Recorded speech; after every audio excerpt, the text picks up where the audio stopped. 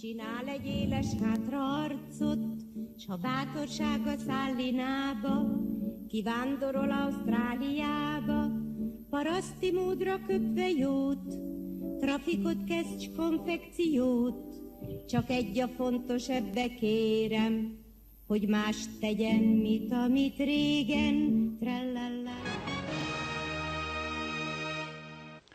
For the past 60 years, Judy Cassab has been painting the portraits of Australia's most interesting and influential citizens. She was the first woman to win the Archibald Prize twice, and her work hangs in galleries across the country. It's an extraordinary achievement for a woman who, at 93, may have lost some of her memories, but none of her friends and admirers. Sharon O'Neill reports on the celebration of the life of Judy Cassab.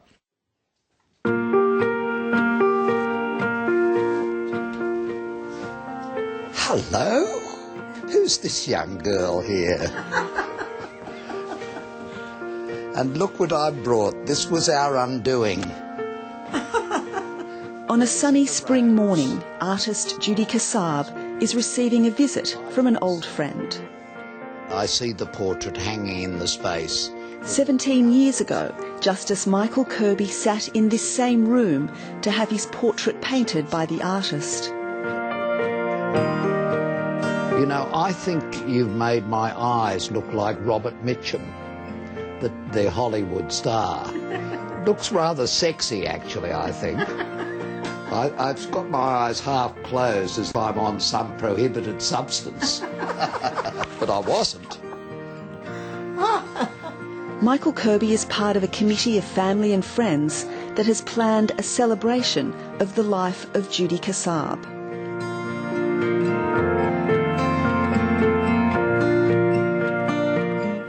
Well, it's the 60th anniversary of Judy's first exhibition in Australia, and we just thought it would be wonderful to celebrate the life of this remarkable artist and mother. Judy Cassab was born in Vienna in 1920 to Hungarian parents. As a young Jewish woman, she survived the horror of the Second World War by assuming the identity of her German maid. Most of her family, however, were not so lucky. Both of us lost everyone. My husband lost his mother and brother, and I lost my family. In 1951, Judy Cassab migrated to Australia with her husband and 2 young sons. At age 31, she was already an accomplished artist, but life in post-war Sydney was a long way from Europe. Painting wasn't considered an occupation or a profession. It was considered a hobby. And so this most wonderful thing that I had all my life was suddenly diminished into a hobby. Undeterred, Judy Cassab pursued her hobby and quickly developed a reputation for her portraits. Judy came from Europe with a much more sort of avant-garde attitude, and was not about just depiction but about interpretation. And so she brought a new sort of interpretive dimension to portrait painting. In 1955, she won the prestigious Woman's Weekly Portrait Prize. Judy Cassab of New South Wales wins £500 for this portrait of mannequin Judy Barraclough. 2 Judys combined to produce real Australian art. In 1961, Judy Cassab won her first Archibald, a prize she won again in 1968.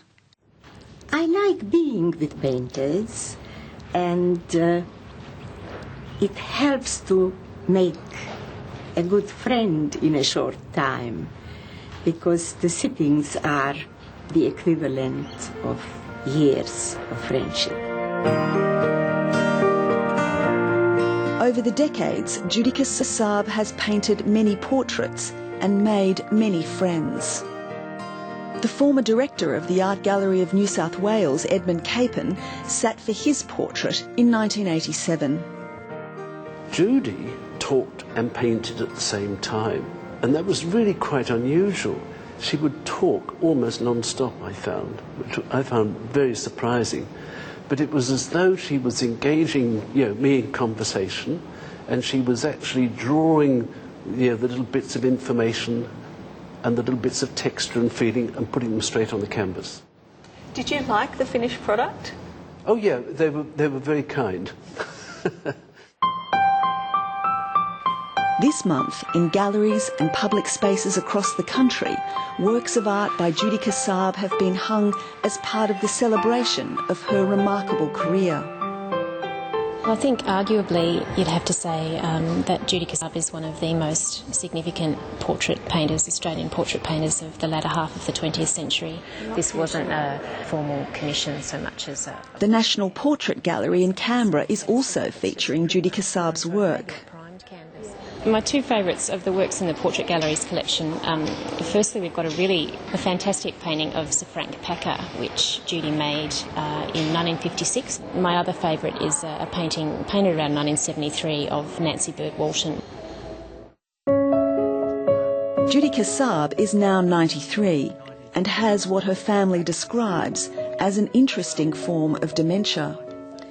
Every day her son John reads to her from her diaries. 1944 April.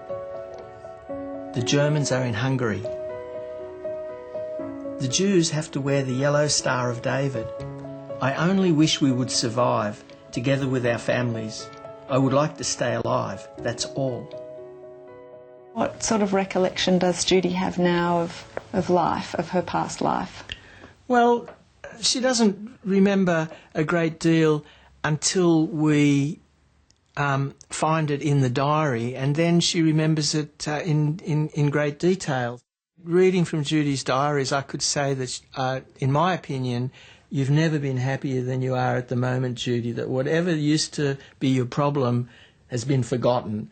And it's a kind of a blessing. So she's happy and content in her life What today? do you think, Judy? Yeah. Yeah, I think so too.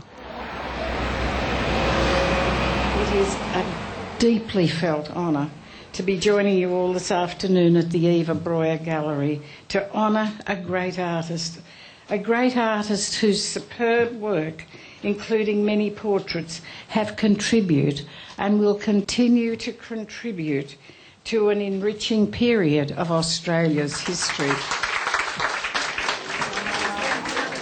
Last weekend, many of Judy Cassab's friends came to the Eva Breuer Gallery in Wallara to pay tribute to an extraordinary woman. A portrait should truly reveal something to the person who is sitting for the portrait when they see it, because it's an intelligent observation. It's not a critical observation. It is simply an observation. And the nature of that observation, of course, reflects back on the artist who paints it. It is like beauty in the eye of the beholder. And when you see Judy's paintings, you see the eye of the beholder. She is a beautiful, noble, intelligent human being.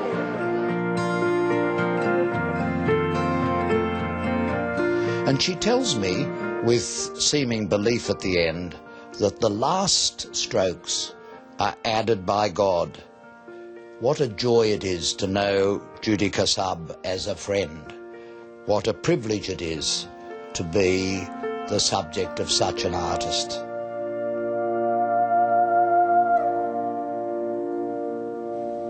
Sharon O'Neill. Trafikot kezdj konfekciót, csak egy a fontos, ebbe kérem, hogy mást tegyen, mit amit régen